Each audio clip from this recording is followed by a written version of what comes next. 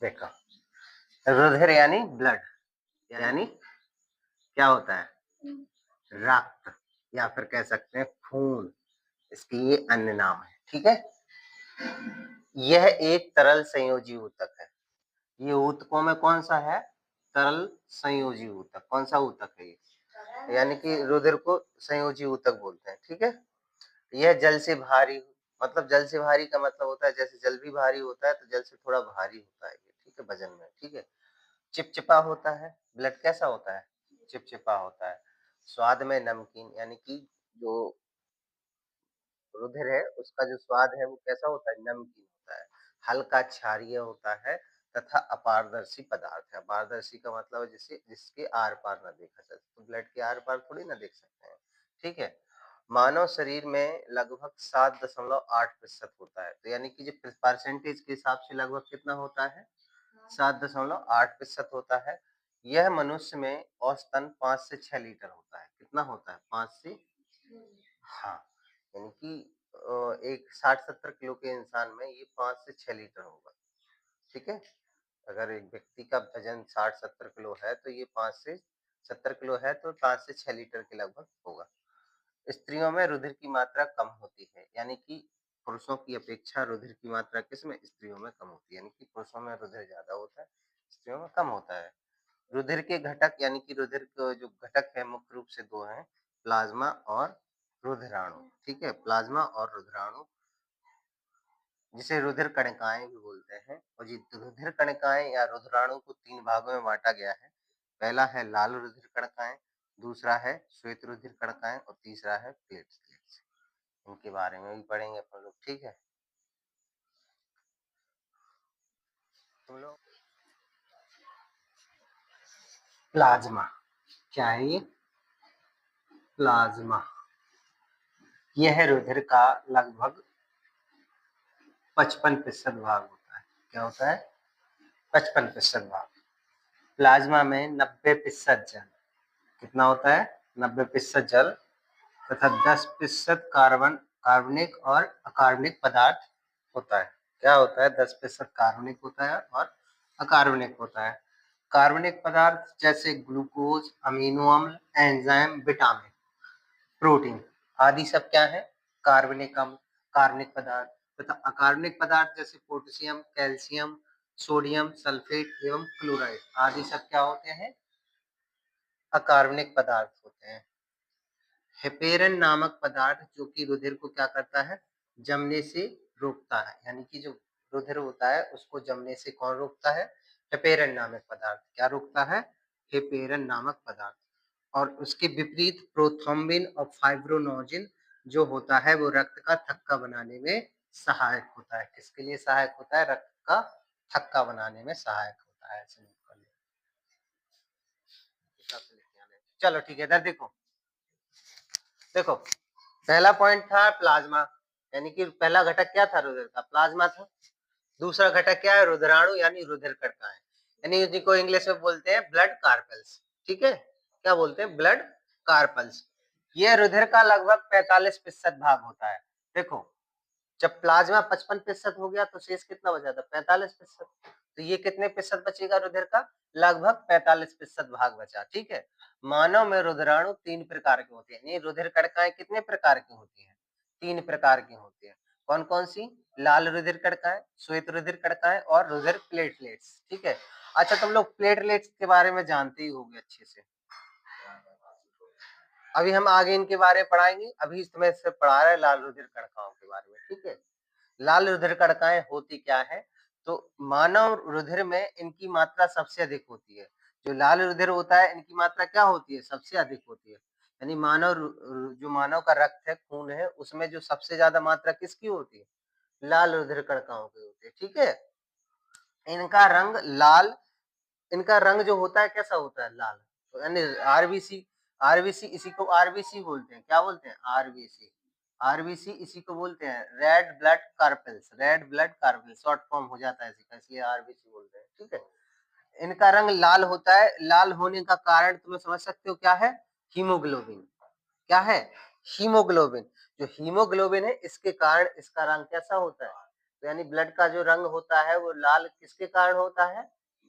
Haemoglobin के कारण, ठीक है? हीमोग्लोबिन के कारण। तो यह ऑक्सीजन परिवहन का कार्य करता है। तो जो आरबीसी है ना, लाल रुधिर कणिकाएं, देखो जो ऑक्सीजन को एक जगह से दूसरी जगह ले जाता है तो वो कौन ले जाता है? आरबीसी ले जाता है। ऑक्सीजन का को एक जगह से दूसरी जगह, यानी कि ऑक्सीजन परिवहन का काम कौन करता है? लाल रुधिर कणिकाएं करता है। इनका जीवन काल, यानी कि इनका जीवन काल जो होता है कितने दिन का होता है? 120 दिन। यानी कि ये जो लाल रुधिर कणिकाएं हैं 120 दिन तक जीवित रहती है, ठीक है? फिर दूसरी, यानी कि चक्र चलता रहता है, ठीक है? यानी कि आज जो आरबीसी बनी, मान लो आज जो आरबीसी बन गई हमारे पास शरीर में, अपन लोग भोजन करते हैं, उसका अवशोषण होता है, इससे क्या बनता है? बोन मैरो, अस्थि मज्जा में क्या होता है? जो खून है वो कहाँ बनता है पता है? अस्थि मज्जा यानी कि हड्डियों के अंदर बीच की जो जगह डली होती है, उन्हें वहां पर बनता है खून, ठीक है? तो जो खून बनता है उसका जो जीवन काल, जैसे मान लो आज बना तो आज से 120 दिन चलेगा वो वाला रक्त, ठीक है? तो जो कल बनेगा वो 120, हाँ, ठीक है? उसका नया रक्त बनेगा, ठीक है? ऐसा नहीं कि इकट्ठा सब, जैसे आज का बना एक 4 महीने चलेगा, फिर कल का बना 4 महीने चलेगा, लेकिन ऐसे चलता रहता है, ठीक है? ऐसे ठीक है? इसे नोट कर लो। लिख गया? देखो रुधिर पढ़ रहे थे, रुधिर में अपन लोगों ने क्या-क्या पढ़ा था? इससे पहले प्लाज्मा पढ़ा था और लाल रुधिर कणिकाएँ पढ़ी थी? ठीक है। अब इसके बाद क्या था? रुधिर को 3 भागों में बाँटा था ना? 2 भागों में, क्या-क्या था? प्लाज्मा और रुधिराणु। रुधिराणु को 3 भागों में था, लाल रुधिर कणिकाएँ, श्वेत रुधिर कणिकाएँ और प्लेटलेट्स, ठीक है? तो इसमें लाल रुधिर कणिकाएँ अपन लोगों ने पढ़ ली थी। इसके बाद क्या आता है? श्वेत रुधिर कणिकाएँ, ये दूसरे नंबर की है ना श्वेत रुधिर कणिकाएँ, यानी डब्ल्यूबीसी, इसी को बोलते हैं डब्ल्यूबीसी। डब्ल्यूबीसी यानी कि व्हाइट ब्लड कार्पल्स, ठीक है? व्हाइट मतलब सफेद, रुधिर कणिकाएँ, ठीक है? सफेद रुधिर कणिकाएँ। अच्छा, श्वेत रुधिर कणिकाएँ हैं, उनकी जो आकृति है वो अमीबा की तरह होती है। किसकी तरह होती है? अमीबा की तरह होती है, ध्यान रखना। अब अमीबा मतलब समझ लो कि यानी कि श्वेत रुधिर कणिकाओं की आकृति है वो कैसी भी हो सकती है, क्योंकि अमीबा की आकृति कैसी भी हो सकती है। समझ रहे हैं ना? चप्पल के आकार का भी हो सकता है, चाहे जैसे भी हो सकता है, ऐसे भी हो सकता है, ऐसे भी हो सकता है। अमीबा कैसा भी हो सकता है, तो यानी कि जो श्वेत रुधिर कणिकाएँ हैं, उनकी आकृति भी वैसी हो जाएगी, ठीक है? यह रंगहीन कणिकाएँ हैं, यानी कि ये कैसी होती हैं? रंगहीन होती हैं, इनमें कोई कलर नहीं होता। कहते वो तो नाम ही से पता, श्वेत यानी कि श्वेत कह दें या रंगहीन कह दें। यह रोगों से लड़ने में सहायक होते हैं, यानी कि जो अपने शरीर में रोगों से रक्षा करते हैं, वो यही है डब्ल्यूबीसी। जो रोगों से, यानी कि जो अपनी बीमारियां हैं इनसे लड़ने का काम कौन करते हैं? डब्ल्यूबीसी करते हैं। यानी कि डब्ल्यूबीसी जो रक्त होता है, व्हाइट ब्लड होता है, वही अपने रोगों से लड़ने की क्षमता रखता है, ठीक है? इनका जो जीवन काल है वो 2 से 5 दिन का होता है, यानी कि ये आज से 5 दिन तक चलेंगे या 2 दिन तक भी चलेंगे या 3 दिन तक। ये डिपेंड करता है व्यक्ति पर, ठीक है? कि उसके पास कितनी क्षमता है, वो कितने दिन खींच सकता है वो ब्लड, ठीक है? अगर अच्छा मतलब स्वस्थ व्यक्ति है तो ब्लड ज़्यादा दिन तक चलेगा ये डब्ल्यूबीसी वाला, ठीक है? और कमज़ोर व्यक्ति है तो ये डब्ल्यूबीसी जल्दी-जल्दी खत्म हो जाएगा, समझ रहे हैं कि नहीं? अच्छा, ये 2 प्रकार के होते हैं, डब्ल्यूबीसी कितने प्रकार के होते हैं? 2 प्रकार से, एक कणिकामय और कणिका रहित, यानी कि कणिका के साथ होते हैं, यानी कणों के साथ होते हैं और कणिका से विहीन भी होते हैं, यानी कि बिना कणों के भी होते हैं, ठीक है? यानी कणिकामय ये 3 भाग होते हैं। कणिकामय रक्त जो है डब्ल्यूबीसी के कितने भाग होते हैं? 3 भाग होते हैं। एसिडोफिल्स, बेसोफिल्स और न्यूट्रोफिल्स, ठीक है? इनके बारे में भी है लेकिन ज़्यादा लिखवाएँगे तो फिर बड़ा हो जाएगा, ठीक है? और फिर कणिका रहित के लिए है लिम्फोसाइट और मोनोसाइट, ये कणिका रहित ब्लड होते हैं, ठीक है? इतना समझ में आया? तो नोट कर लो इसे। नोट हो गया हो तो फिर आगे बढ़ो। देखो, अभी इससे पहले क्या पढ़ा था? ये तीसरा है। सॉरी, रुद्राणु का ये तीसरा है ना? यानी कि लाल रुधिर कणिकाएं, श्वेत रुधिर कणिकाएं और ये रुधिर प्लेटलेट्स। रुद्राणु 3 प्रकार के होते हैं ना? लाल रुधिर कणिकाएं, श्वेत रुधिर कणिकाएं और प्लेटलेट, रुधिर प्लेटलेट, ठीक है? तो ये क्या है रुधिर प्लेटलेट? Blood plates. ये जो है ना, यह केवल स्तनधारियों में होते हैं। किसमें होते हैं? स्तनधारियों। अब ये स्तनधारी क्या होते हैं? स्तनधारी जैसे अपन लोग हैं, यानी कि जिनके जो बच्चे हैं वो दूध पीते हैं, वो स्तनधारी, ठीक है? ठीक है? वो स्तनधारी होते हैं, मतलब स्तनधारियों में होता है ये, ठीक है? गाय भैंस भी हो गई, ये भी स्तनधारी हैं। हाथी हो गया, शेर हो गया, ये सब क्या है? स्तनधारी है, ठीक है? स्तनधारी हैं। मनुष्य में इनकी संख्या 2 से 5 लाख होती है। 2 से 5 लाख प्रति क्यूबिक एमएम। जैसे जैसे कह दें 1 लीटर में, जैसे 1 लीटर में कह दें 10 लाख हो, तो ऐसे ही जो प्रति क्यूबिक एमएम होता है वो 2 से 5 लाख होता है, ठीक है? 2 से 5 लाख यानी कि मापने की एक वो है, जिसमें कितना होता है? 2 से 5 लाख होता है प्रति क्यूबिक एमएम, ठीक है? ये है गोल अंडाकार होते हैं। कैसे होते हैं? गोल होते हैं और अंडाकार, यानी गोल अंडाकार, देखो गोल और अंडाकार की तरह दिख रहे हैं, ठीक है? यह चोट लगने पर रुधिर का थक्का बनाने में सहायक होती है, यानी कि जब चोट लग जाती है तो रुधिर का थक्का लगाने में, थक्का बनाने में, रुधिर का थक्का बनाने में यही उपयोग होती है। क्या होती है उपयोग? रुधिर प्लेटलेट्स, प्लेटलेट्स, ठीक है? ठीक है? यह केंद्रक रहित होती है, यानी कि इनमें केंद्रक नहीं होता है। इनमें क्या? केंद्रक नहीं होता है। कोशिकाएं तो होती हैं, ये तो ऑलरेडी कोशिकाएं हैं, मतलब कोशिकाएं तो होती हैं लेकिन केंद्रक नहीं होता है, ठीक है? किसमें नहीं होता है केंद्रक? रुधिर प्लेटलेट में, ठीक है? तो इसे नोट कर लो। हो गया? रुधिर के बारे में अपन लोगों ने सब कुछ पढ़ लिया था। पढ़ लिया था कि नहीं पढ़ लिया था? ठीक है। अच्छा, अब रुधिर के अकेले तुम्हारे क्या रह गए थे? रुधिर के रह गए थे तुम्हारे कार्य, ठीक है? तो रुधिर के कार्य क्या-क्या हैं, यानी कि रुधिर किस लिए उपयोग होता है? क्या काम होता है रुधिर का शरीर में? तो सबसे पहले रुधिर का जो काम होता है वो होता है तुम्हारा शरीर में जो उत्सर्जी पदार्थों का उनका परिवहन होता है। उत्सर्जी पदार्थ क्या होते हैं? जो शरीर को जिन्हें त्यागना पड़ता है। जो अनुपयुक्त पदार्थ होते हैं उन्हें शरीर से बाहर बाहर निकालना पड़ता है, वो होते हैं उत्सर्जी पदार्थ, ठीक है? तो शरीर में उपापचयी क्रियाएं होती हैं, जिनमें क्या होता है? यूरिया का निर्माण होता है। यूरिया जानते ही हो सब लोग, अपने शरीर में यूरिया का निर्माण होता है, जैसे शरीर से बाहर निकालते हैं, ठीक है? यूरिया, ठीक है? यूरिया का निर्माण होता है। इन पदार्थों को इन पदार्थों को रुधिर पहले यकृत में और फिर किडनी तक पहुंचाता है।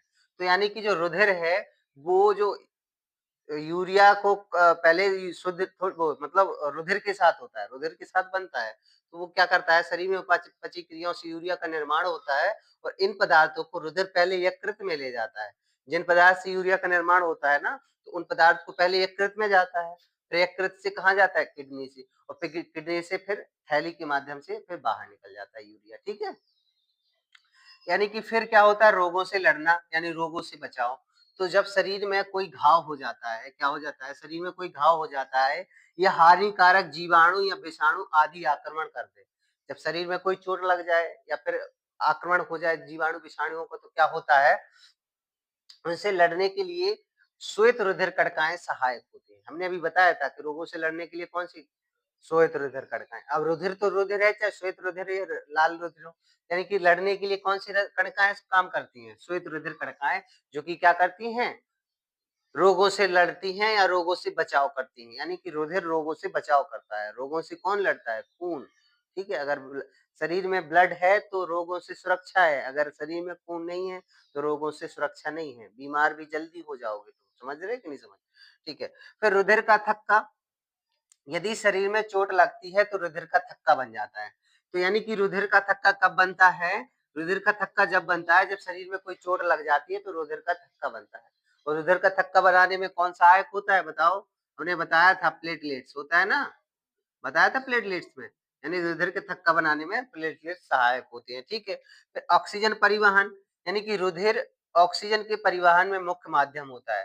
तो यानी कि जो ऑक्सीजन होती है, अपन लोग देखो क्या होता है, जो ब्लड होता है, ब्लड पहले शरीर में, मान लो पूरे शरीर में फैला हुआ है ब्लड, तो वो हार्ट के पास जाता है। हार्ट फिर कैसे भेजता है? फेफड़े के पास भेजता है खून को। अपने शरीर में ये खून है, खून कहाँ जाता है पहले? वो हृदय के पास। हृदय किसके पास पहुंचाता है? फेफड़े के पास पहुंचता है। फिर फेफड़े के पास रुधिर पहुंचता है, किस लिए पहुंचता है? उधर से तुम्हारा क्या करेगा? वो ऑक्सीजन ले आएगा। और जो रुधिर में CO2 थी उसे उधर छोड़ आएगा फेफड़े के पास, ठीक है? ऑक्सीजन को ले आएगा और फिर किसके पास पहुँच जाता है? हृदय के पास पहुँच जाता है खून, ठीक है? और फिर पूरे शरीर में फैल जाता है। तो अपन लोग क्या बनते हैं? स्वस्थ। यानी कि अपने पूरे शरीर में ऑक्सीजन भी फैलती है, किसके माध्यम से? हाँ, रुधिर के माध्यम से ऑक्सीजन पूरे शरीर में फैलती है, ठीक है? और क्या होता है? पोषक पदार्थों का परिवहन, यानी रुधिर पचे हुए पोषक पदार्थों का परिवहन करता है। अपन लोग जब शरीर में जो अपन लोग भोजन करते हैं, वो शरीर में जो पचता है, वो कैसे इधर-उधर जाता है? तो जो पोषक पदार्थ हैं, वो रुधिर के माध्यम से जाते हैं, ठीक है? रुधिर के माध्यम से जाते हैं। शरीर का ताप नियंत्रण, और एक मुख्य काम और होता है शरीर में, जो अपना जो कहते हैं ना, गर्म हो जाता है शरीर, ठंडा हो जाता है, बीमार हो जाते हैं तो गर्म और शरीर, तो पता है रुधिर कम हो गया, मतलब अपन के पास रुधिर नहीं है, इसलिए अपन लोग बीमार हैं। रोगों से लड़ने की क्षमता जभी खत्म होती है जब रुधिर रुधिर कम हो। तो फिर रुधिर के होगा तो रोगों से नहीं लड़ेंगे, मतलब रोगों से लड़ेंगे। रोगों से कैसे लड़ेंगे? देखो, रुधिर शरीर के सभी भागों में ताप समान रखता है, बनाए रखता है। यानी कि अपने शरीर का ता, ता, ता जो ताप है ना, टेम्परेचर है ना, शरीर का जो तापमान है, वो एक समान है। इसका मतलब है रुधिर अच्छा खासा है, बीमार नहीं हो रहे हो। और रुधिर ऐसे ही है तो क्या होता है? शरीर गर्म हो जाता है, यानी बीमार होते हैं। जब बुखार होता है तो शरीर क्या होता है? गर्म होता है ना, ऐसे ही होता है। नोट कर लो इसे।